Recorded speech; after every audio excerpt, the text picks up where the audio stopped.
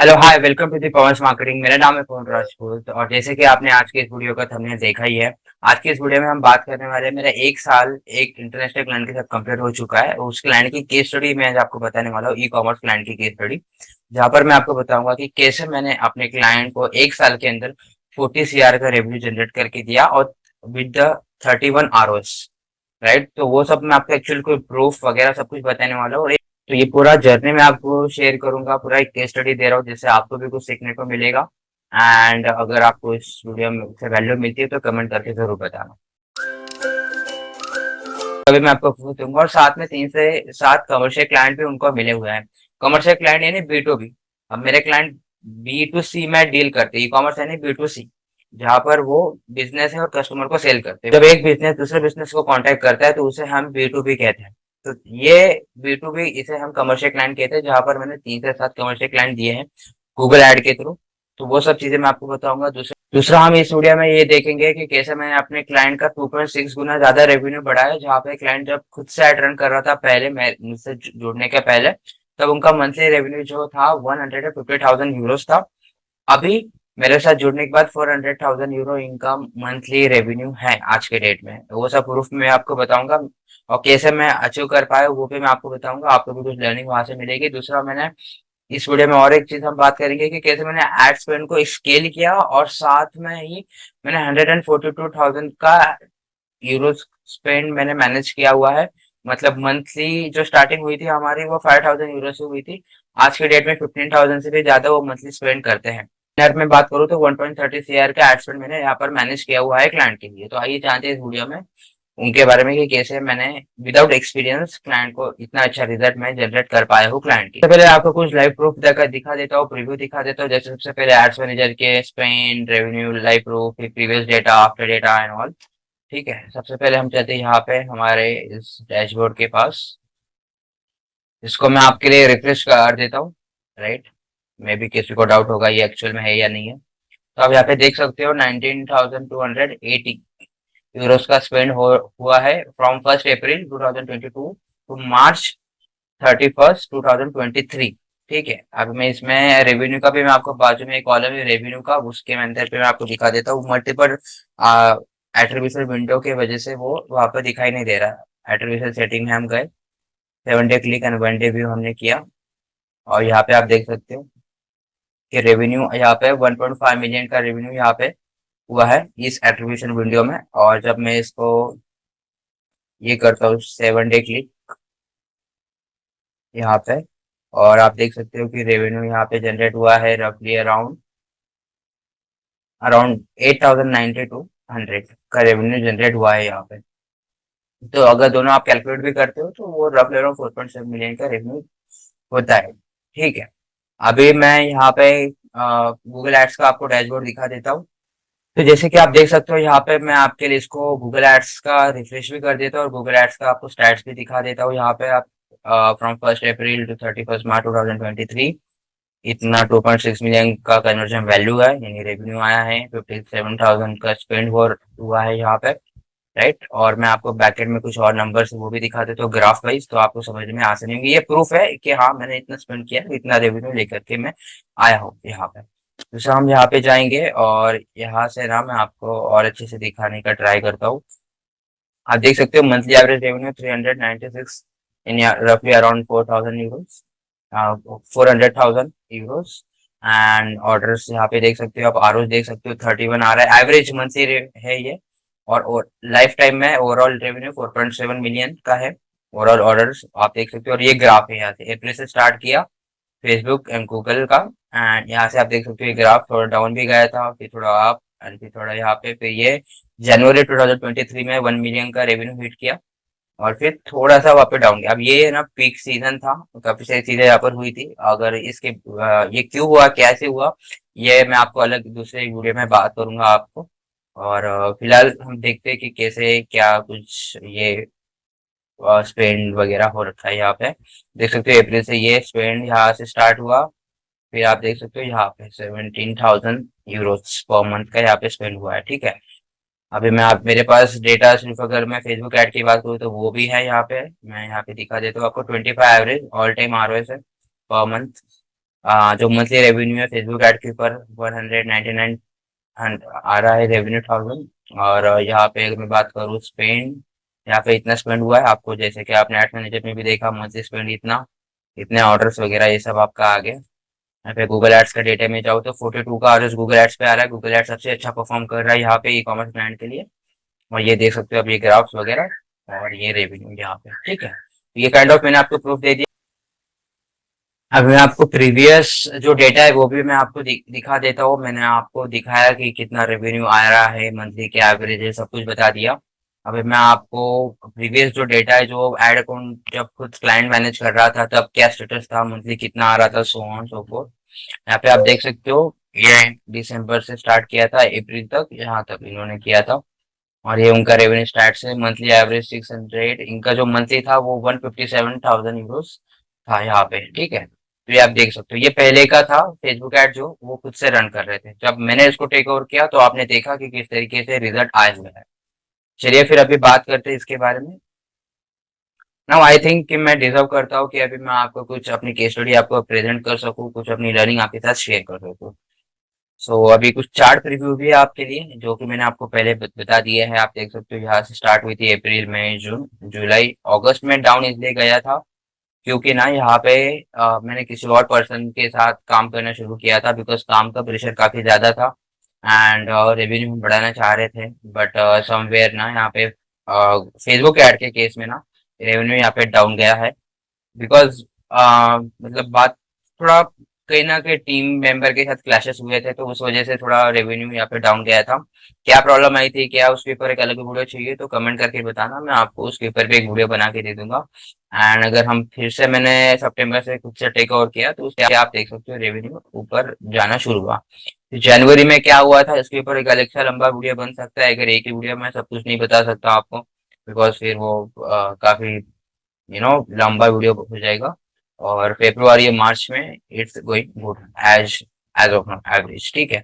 यहाँ पे आप ये स्पेंड देख सकते हो, ये मैंने आपको दिखा दिया, ठीक है। तो अभी मैं आपको क्लाइंट के बारे में बता देता हूँ, क्लाइंट का इंट्रोडक्शन बता देता हूँ, क्या क्लाइंट है, क्लाइंट क्या बिजनेस करता है, सो ऑन। तो क्लाइंट का बिजनेस बेसिकली जो नीश है क्लाइंट का वो है फिशिंग एंड आउटडोर एक्टिविटीज, जहाँ पर वो ऐसा प्रोडक्ट सेल करते हैं जहाँ पे वो फिशिंग कैटेगरी में ही वो प्रोडक्ट सेल करते हैं। यानी उनका एक प्रोडक्ट है जो फिशिंग करने में हेल्प करता है आपको।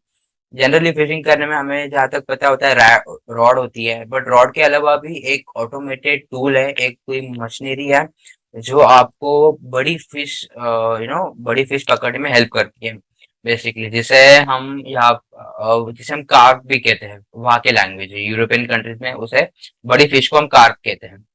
और एंड कस्टमर कौन है, जिनको फिश को कैच करना पसंद है, कार्प को कैच करना करना पसंद है, फैमिली के साथ फ्रेंड के साथ टाइम स्पेंड करना पसंद है, kind of fun and enjoyment activity, ठीक है। कार्प मतलब जो बड़ी फिश, और फिश मतलब अपनी नॉर्मल छोटी फिश, ठीक है। तो जनरली कार्प मेन चीज है जहां पर यूरोपियन कंट्री में ये प्रोडक्ट सेल करते हैं कार्प को पकड़ने के लिए, बड़े फिश को पकड़ने के लिए। छोटी फिश को पकड़ना है तो आप नॉर्मल रॉड से भी कर सकते हो, कोई दिक्कत वाली बात नहीं।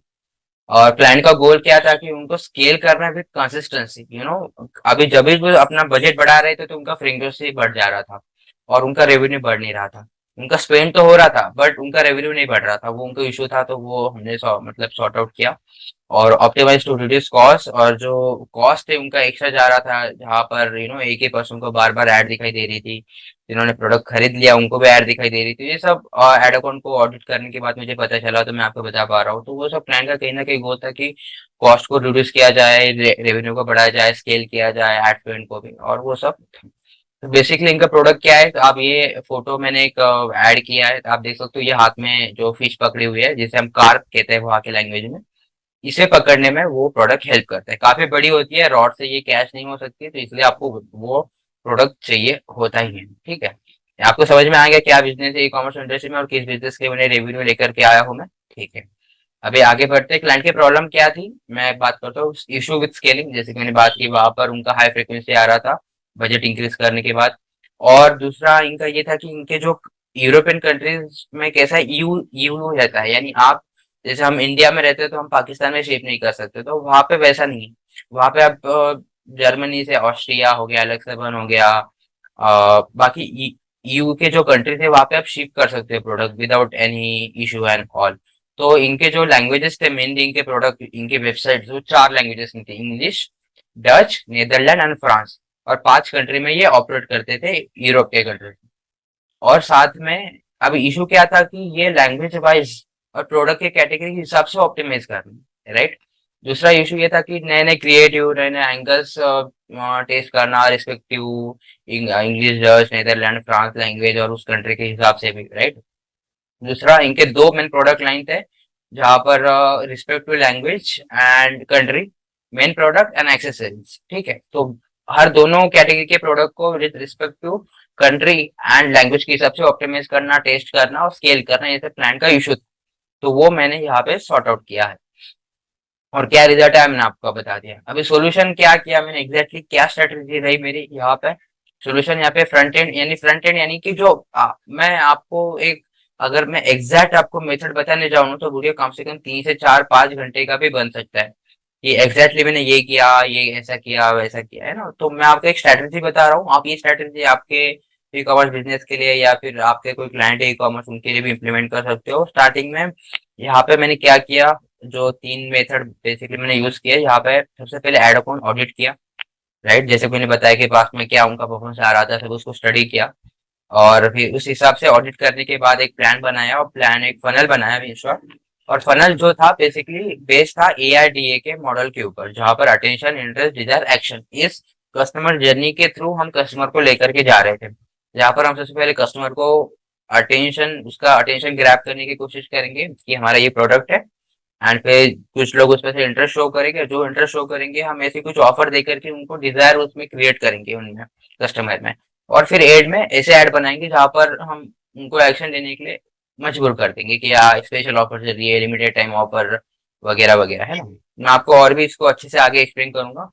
फिर कस्टमर अवतार है, सेगमेंटेशन के आगे मैं बात करूंगा, फिर ऑप्टिमाइज रूल्स, ये सब एक एक स्लाइड है अलग से, इसके ऊपर भी मैं अलग से बात करूंगा आपको। ठीक है, सबसे पहले फनल की बात करते हैं। तो यहाँ पे आप देख सकते हैं फनल कंसेप्ट डिजाइन। यहाँ पे टोफू, मोफू, बोफू आपको पता ही रहेगा। Then upsell, cross sell. Upsell cross sell में आपका आगे एक्सेसरीज, वो सब सेल करना जिन्होंने प्रोडक्ट खरीदा हुआ है उनको। फिर टोफू में सबसे पहले आपका आ जाता है अवेयरनेस करवाना, फिर इंटरेस्ट जगवाना, मतलब उस टाइप की स्ट्रक्चर में आप देख सकते हो। यहाँ पे problem statement plus product plus showcase ad. Product, अब प्रॉब्लम क्या है कस्टमर को, जो हम प्रॉब्लम सॉल्व कर रहे हैं प्रोडक्ट के थ्रू, क्या प्रोडक्ट है, प्रोडक्ट दिखाना, प्रोडक्ट एक्चुअल में कैसे वर्क करता है, कैसे आप उसका, आपको उस फिश को पकड़ सकते हो। तो वो कहीं ना कहीं अवेयर के कैटेगरी में आता है, इंटरेस्ट के कैटेगरी में आता है। जो उस चीज में इंटरेस्टेड है वो लोग, they click on ad, landing page पे आते हैं, प्रोडक्ट को समझते हैं। और फिर उसके आगे फिर डिजायर क्रिएट करना, जिसमें डिजायर में हम कंपेरिजन ऐड, बिकॉज जब एक बार कस्टमर अवेयर हो जाता है कि हाँ, तो वो कॉम्पिटिटर के पास भी जाता है, कॉम्पिटिटर का भी देखता है कि प्राइस कम है, ज्यादा है, उसके हिसाब से। तो हम कंपैरिजन ऐड भी बनाए कि हमारे प्रोडक्ट में ऐसा क्या है कि जो दूसरे के प्रोडक्ट में नहीं है। फिर बेनिफिट्स क्या है, फिर उसके बाद लाइव डेमो कि किस तरीके से प्रोडक्ट एक्चुअल में काम करता है और किस तरीके से आपको करना चाहिए वगैरह। तो वो सब डिजायर एक्शन में। उसके बाद फिर एक्शन के यहाँ पे हम प्रोडक्ट को सेल कर रहे थे, सिंगल प्रोडक्ट, मेन प्रोडक्ट जो हमारा हाईएस्ट सेलिंग प्रोडक्ट है उसको हम फोकस कर रहे थे, यानी बेड बोर्ड, है ना। आप देख सकते हो सिंगल प्रोडक्ट यानी सिंगल कैटेगरी यहाँ पे बात कर रहा हूँ मैं। फिर आप सेल क्रॉस सेल, ये आपका फनल हो गया। वो आपके बिजनेस के हिसाब से आप इसको डिवाइड कर सकते हो। एंड ये फनल अगर आप अपने चाहे तो आप अपने बिजनेस के लिए भी इम्प्लीमेंट कर सकते हो। बैकग्राउंड में इसको कैसे इम्प्लीमेंट किया गया ये आप देख सकते हो कि ये एक कस्टमर है, टोहू है, फिर एफबी के ऑडियंस, गूगल के ऑडियंस, फिर मोफू पोफू का बाहर से लेयर आ गया, आपका प्रोडक्ट पेज आ गया, चेकआउट पेज आ गया, फिर रीटारगेटिंग टूल में मोफू पोफू वाले ऑडियंस भी आ गए, फिर अपसेल क्रॉस सेल में चेकआउट पेज पे रीटारगेट हुआ, फिर सेल प्रोविजन, फिर रिजल्ट आ गए, ये सब।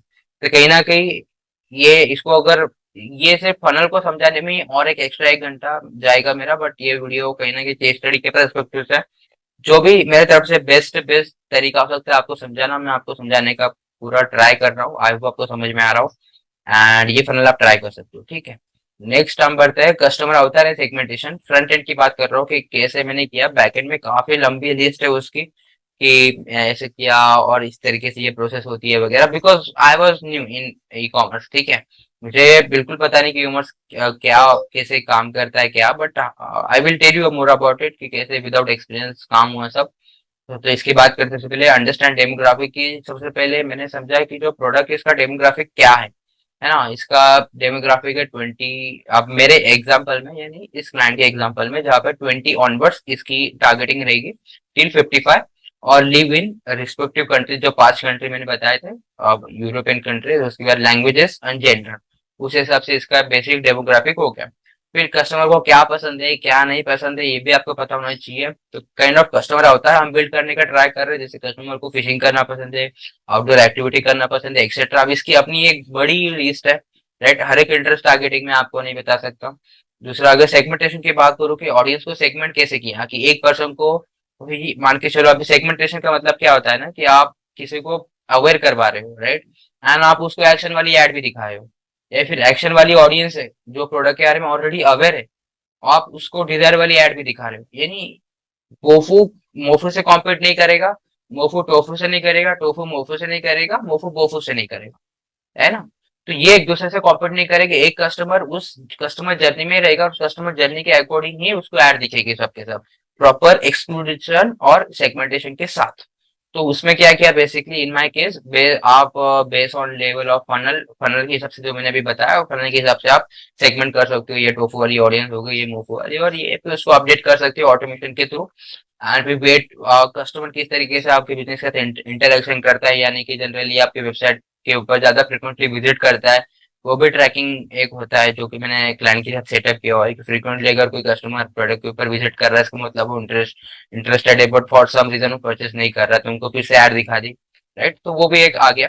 जनरली जो सेगमेंटेशन होती है कोल्ड वार्म हॉट कैटेगरी में होती है, बट यहाँ पे मेरे केस में थोड़ा सेगमेंटेशन अलग था, फनल के हिसाब से भी था, और कोल्ड वार्म हॉट के हिसाब से भी था, और परचेस किया नहीं किया, हाई इंटरेस्ट इस लेवल में भी था। यहाँ पे लैंग्वेजेस के हिसाब से, जैसा जो सेगमेंटेशन किया मेरे एग्जांपल में, लैंग्वेज में भी किया, लोकेशन में भी किया, frequent visit but no purchase, add to cart no purchase, वो सब चीजें यहाँ पे आपका सेगमेंटेशन में आ गया। ठीक है। आप भी अपने बिजनेस के लिए ऐसा ही कुछ सेगमेंटेशन कर सकते हो, कस्टमर अवतार बनाइए पहले तो। फिर ये मोस्ट इंपॉर्टेंट है ऑप्टिमाइज रूल, ये है गेम चेंजर। अगर आप इसको फॉलो करते हो ना, तो आपका भी आरओएस काफी बढ़ने के चांसेस है। ठीक है, ये मैंने खुद से अपने कस्टम ऑडिट करने के बाद ही ये रूल बना है, अपने खुद के कस्टम मेड, ये मेरे रूल्स है, अपने ऑप्टिमाइजेशन रूल जो मैं फॉलो करता हूँ सिर्फ specific to this client, right. आप अपने क्लाइंट के हिसाब से ही आपको अलग कस्टम रूल बनाने पड़ेंगे, राइट। अब यहाँ पे सबसे पहले if frequency is a 5, no sale pause ad, right. कुछ कुछ केस में हो सकता है कि फ्रीक्वेंसी यानी क्या, कि एक पर्सन को 4 से 5 बार ऐड दिख रही है और फिर भी वो खरीद नहीं रहा, इसका मतलब उसको ऐड दिखाने का कोई सेंस नहीं बनता, वो इंटरेस्टेड नहीं है, तो फिर वहां पे बिकॉज फेसबुक हमें इंप्रेशन का पैसा चार्ज करता है, करेक्ट, तो वहां पे उन्हें ऐड नहीं दिखाना है हमें। तो वो कहीं ना कि आपको ऐड उनको ऑडिट करना पड़ेगा, देखना पड़ेगा कितने फ्रीक्वेंसी पे कस्टमर परचेस कर रहा है, सब वो सब चीजें ऑडिट करने के बाद ही आप अपने ऑप्टिमाइजेशन रूल बना सकते हो।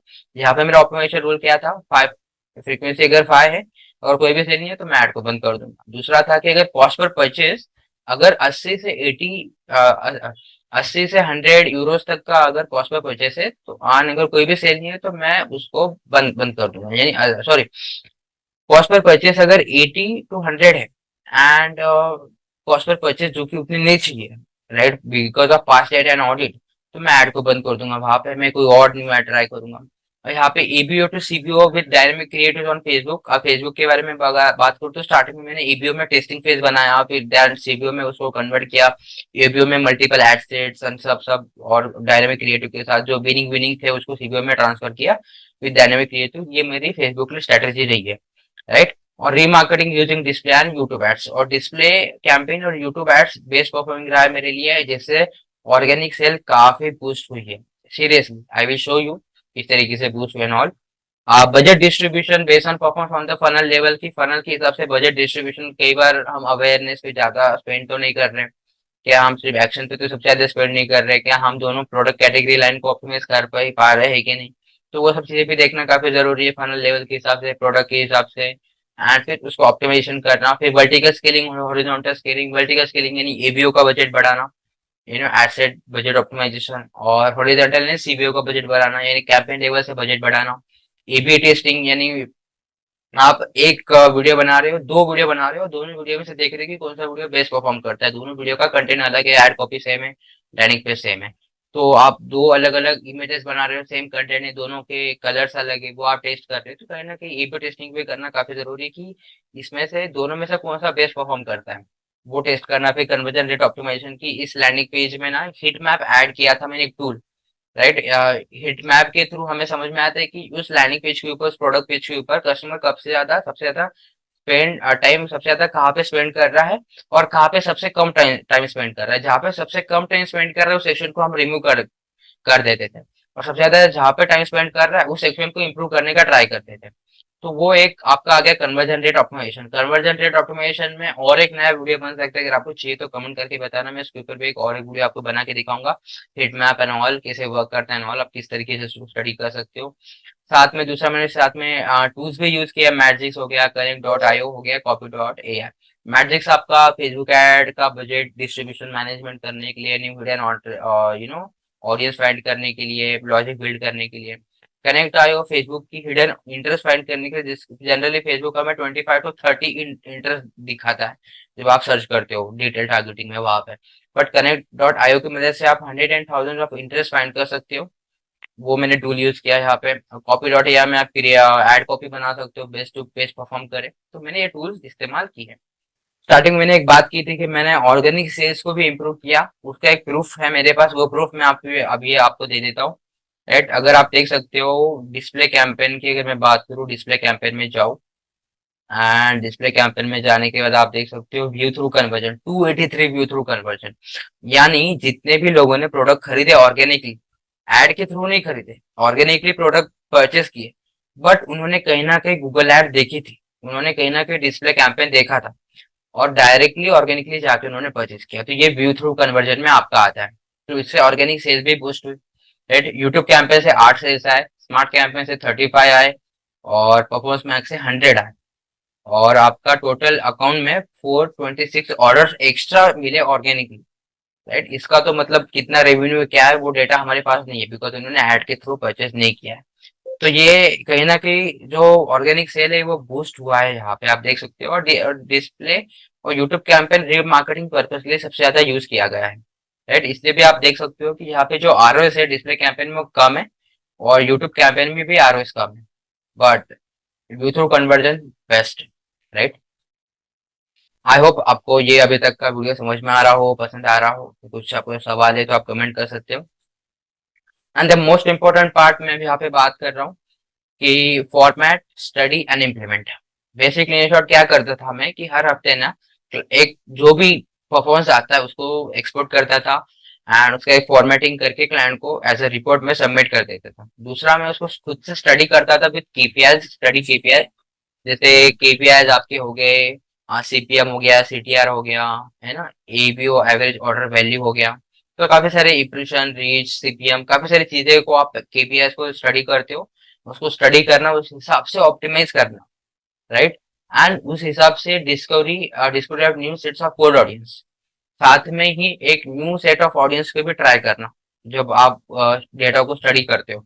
तो हर हफ्ते ये प्रोसेस होता था, और ये आपको भी करना चाहिए। आप अगर किसी क्लाइंट के साथ काम कर रहे हो तो फॉर्मेट पहले एक्सपोर्ट करो, फॉर्मेट करो and study and then implement करो। ठीक है, ये मैंने इस्तेमाल किया थ्रू आउट द ईयर, हर हफ्ते कंसिस्टेंसी के साथ। ठीक है, तो अभी एंड में हम बात करते हैं कि क्या सीखा मैं यहाँ से। जैसे कि आपको पता है कि विदाउट एक्सपीरियंस मैंने ये ई कॉमर्स क्लाइंट लिया है, मेरा पहला ई कॉमर्स क्लाइंट है। बट यहाँ पे ना मैं आपको एक चीज बताना चाहता हूँ कि मैंने यहाँ पे रिस्क लिया।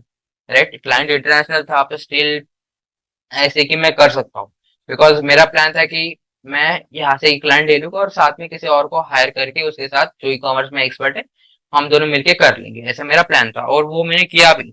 बट बीच में आप देख सकते हो 2 महीने का गैप आया जहाँ पे परफॉर्मेंस डाउन गया, तो उसी बंदे की वजह से वो 2 महीने का परफॉर्मेंस काफी गैप गया था।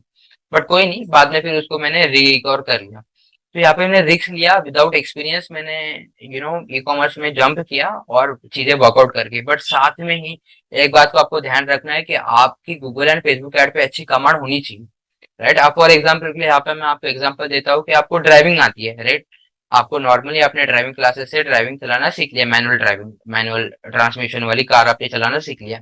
अगर आपको वो कार आती है, कोई भी कार आती है, तो आप कोई भी कार चला सकते हो।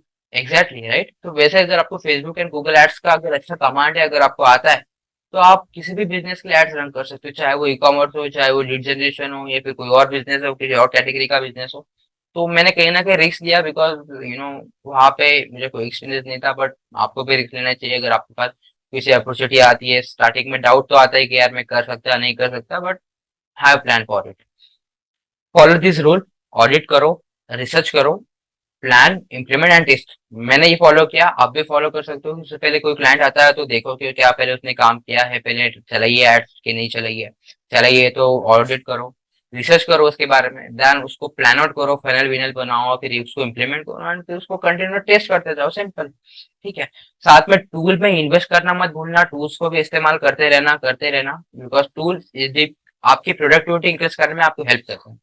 और साथ में जो इंडस्ट्री स्टैंडर्ड में जो टॉप लेवल के लोग हैं उनसे सीखते रहना, उनके यूट्यूब वीडियो देखना या फिर उनके पेड कंसल्टेशंस लेना या फिर उनके टच में रहना, वो सब आप चीजें कर सकते हो। मैंने एफिलिएट वर्ड्स नाम का एक प्रोग्राम आता है, काइंड ऑफ हर मंथ का अराउंड $40-50, वो मैंने लिया था स्टार्टिंग में। वहां पर ई कॉमर्स के काफी सारे स्ट्रेटेजीज शेयर किए थे कि इस तरीके से आप ई कॉमर्स को और भी बूस्ट कर सकते हो, सो ऑन। तो वो भी मैंने, अगेन वो एक्सपर्ट थे बिकॉज वो 100 मिलियन पर मंथ का एड स्पेंड मैनेज करने वाले लोग थे, तो उनसे मैं कहीं ना कहीं सीखा। तो वो ऐसे आप इंडस्ट्री के टॉप लोगों से भी सीख सकते हो एंड अपने बिजनेस में इम्प्लीमेंट कर सकते हो। बट हाँ, लर्निंग रुकनी नहीं चाहिए, उसको कंटिन्यू आपको करते रहना।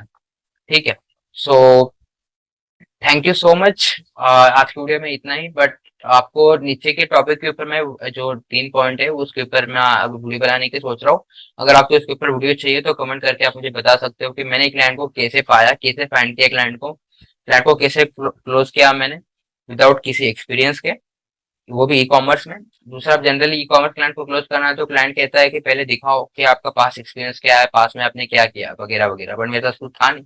बस स्टिल मैंने कैसे कन्विंस किया, फिर मैंने क्या क्या प्रॉब्लम फेस किए जब मैं क्लाइंट के साथ काम कर रहा था, क्लाइंट को सर्विसिंग दे रहा था, तो क्या अदर स्ट्रेटेजीज मैंने इम्प्लीमेंट किया अदर देन एड्स, जिससे क्लाइंट का रेवेन्यू भी काफी बढ़ा और जो आप देख सकते हो आरओएस कैसे आ रहा है।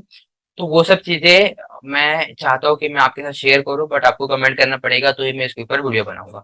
आई होप आपको वीडियो अच्छा लगा हो and thank you so much for watching this video till and. Channel को सब्सक्राइब करो, वीडियो को शेयर करो।